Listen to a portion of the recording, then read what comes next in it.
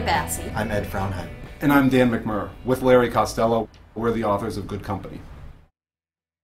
The big idea behind Good Company is that technology-fueled people power is fundamentally changing all of our relationships with the companies in our lives.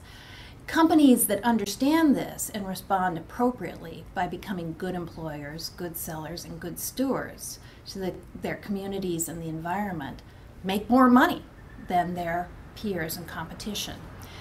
To illustrate how far along companies are on this continuum, we created the Good Company Index, which actually assigns a grade from A to F to each of the Fortune 100 on how good they are as employers, sellers, and stewards, and then we relate that grade to their stock performance. So it's pretty interesting analysis. It's funny, we spent hours and hours, and when we started writing the book, debating various titles, and after months of this, we still hadn't settled on one, and it finally hit us one day that what we're writing about are the characteristics of a good company. And we decided that's what the book title should be. And we really love the double meaning also, the fact that we believe good companies really are good company. They're like friends you want to spend time with, or guests you actually want to spend time with in your house. We are a seasoned, diverse team. Our other co-author, Larry Costello, was an executive at large companies. Lori has a PhD in economics, and she and Dan have advised Fortune 500 companies on how to manage their people better.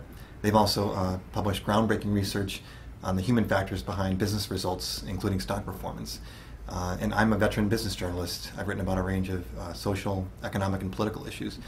So together, we offer this combination of real-world experience, analytical know-how, and storytelling skill that I think sets our book apart. The original inspiration, or my original inspiration at least, for Good Company was a conversation that I had well over 25 years ago when I was a then young assistant professor of economics at Georgetown University. I was doing a research project, and I was in this steel mill one day interviewing workers.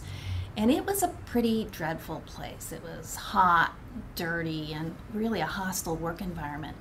And in one of the interviews, a worker said something to me that I've never forgotten. He said, "Lady, I go home at the end of every day whooped, tired, and disgusted." And that set me on a path that ultimately led to the writing of Good Company. So there are just a few ideas that we'd like to leave you with. One is that corporate social responsibility is no longer good enough as it's typically been practiced. It's all too often a PR spin or a nice to do. So we think the phrase that you can do well by doing good is actually beginning to change. 2, you must do good in order to do well. In the end, we think there's a good deal that each of us can do as employees, as investors, as consumers, to make the companies in our lives be better company. And doing so will make the world a better place. You'll enjoy reading the book, it will give you hope, and it will make you smile.